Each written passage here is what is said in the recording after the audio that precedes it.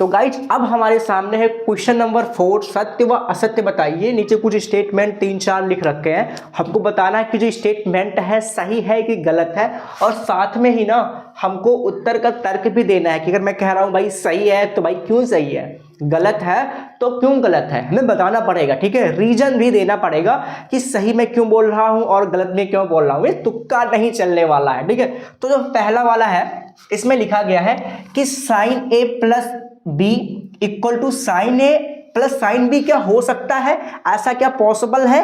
तो चलो आके देखते हैं कि अगर मैं मानता हूं कि ए इक्वल टू 60 डिग्री है ना and B equal to 30 degree, अगर मैं रख के इसमें चेक करूंगा, अगर दोनों साइड वो सेम वैल्यू आ गई तो मैं मान लूंगा कि ये जो स्टेटमेंट है वो सही है। ठीक है, तो यहां पे सत्य लिख दूंगा कि ये सत्य है। अगर नहीं हुआ दोनों साइड इक्वल तो अब ये असत्य है। ठीक है, चलो रखो यहां पे sine A plus B means 60 plus 30 degree, okay, equal to sine A means sine 30 plus है ना sine B means sine 30 degree, sorry यहाँ पे 60 है ना, ए की वैल्यू 60 है, ओके 60 डिग्री, और ये हो गया हमारा 30 डिग्री। चलो अब हम इसको सॉल्व करें तो हमें मिलेगा यहाँ से कि साइन 90 डिग्री इक्वल टू है ना, इसकी वैल्यू क्या होगी, तो मैं पूछूंगा भाई साइन इसकी 60 की वैल्यू तो 3/√3/2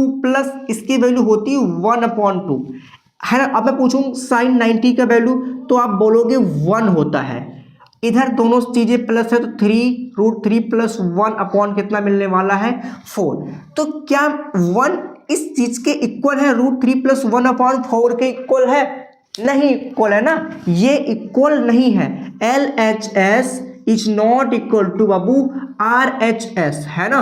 तो हम कह देंगे ये जो हमारा कथन था वो कैसा है भैया, असत्य कथन है। कैसा है, असत्य कथन है, और इसका जो रीजन है वो यहाँ पे मैंने रख रखा है। ठीक है, क्योंकि भाई a प्लस बी तो मैं कुछ भी रख के चेक कर लूंगा, मैं जरूरी थोड़ा सभी जगह पे 0 रखूं, शायद 0 पे पॉसिबल है, क्योंकि बाबू ये इसलिए गलत है ना क्योंकि साइन a प्लस बी का एक फार्मूला होता है ना। चलो आते हैं आपका है ना सेकंड वाले पे। अच्छा इस पे नजर मत दौड़ाओ अभी। ठीक है, लिखा है थीटा के मान बढ़ने पे साइन थीटा का मान बढ़ता है। तो आप देखो बाबू थीटा का मान 0 था तो इसका मान 0 था, मैंने इसका मान 30 बढ़ाया तो इसका मान हाफ हो गया, इसका मान मैंने और बढ़ाया इसका मान थोड़ा सा और बढ़ा, ऐसे बढ़ते बढ़ते हम कहाँ पे पहुंच गए हैं, 90 पहुंचे तो 1 पहुंच गए। तो अगर मैं इसको और बढ़ाऊंगा तो इसका मान और बढ़ता जाएगा है ना, और ऐसे बढ़ता चला जाएगा, क्योंकि मैं टेबल इसलिए बनाया हूं ताकि आपको दिखा सकूं। तो इस कथन को मैं क्या बोलूंगा, इस कथन को मैं बोलूंगा भैया ये कथन है ना एक्यूरेटली सत्य है। साइन थीटा का मान बढ़ाने पे साइन थीटा की वैल्यू भी बढ़ती चली जाती है।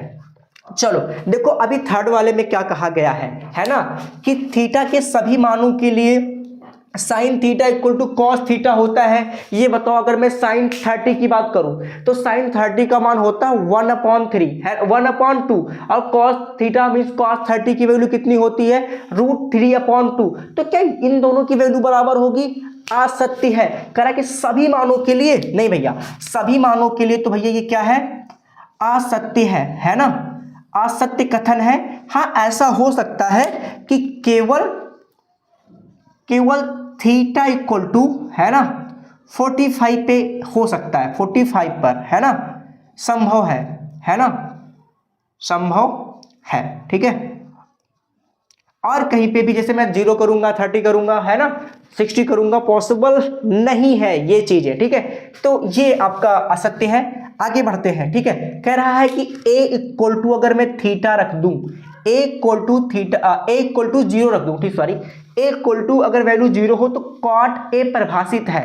क्या ये जो कथन कहना चाहता है जो कॉट 0 का जो मान है वो अपरिभाषित है, मीन्स इन्फिनिटी है, परिभाषित नहीं है ना। हम पारा लिखते हैं, इन्फिनिटी का साइन बनाते हैं, तो कहना ये चाहता है अल्टीमेटली कि कॉट ए की जगह पे 0, कॉट 0 की जो वैल्यू है वो अपरिभाषित है, मीन्स हम प्रूफ नहीं कर सकते या फिर फाइंड नहीं कर सकते, या फिर कितनी बड़ी है हम नहीं जानते। ठीक है, तो चलो देखते हैं है ना।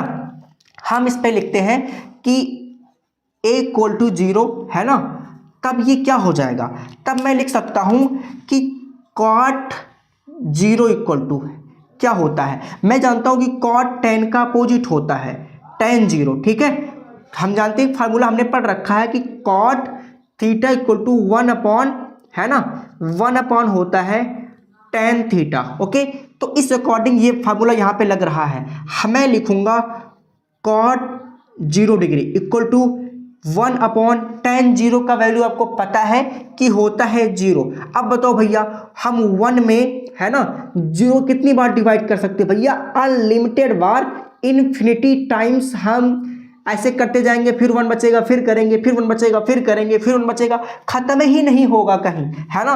तो इस कंडीशन को ही तो हम बोलते हैं कि cot 0 डिग्री इक्वल टू, इस कंडीशन को हम बोलते हैं कि इन्फिनिटी तक जाएगा, या फिर हम इसको बोलते हैं अपरिभाषित। अपरिभाषित मीन्स परिभाषित नहीं है, ठीक है, परिभाषित नहीं है, अपरिभाषित है, ठीक है। तो इस अकॉर्डिंग तो जो मेरा स्टेटमेंट है भैया, ये स्टेटमेंट तो भैया एक्यूरेटली सत्य है ना, बिल्कुल सत्य है, ये स्टेटमेंट क्या है, सही है।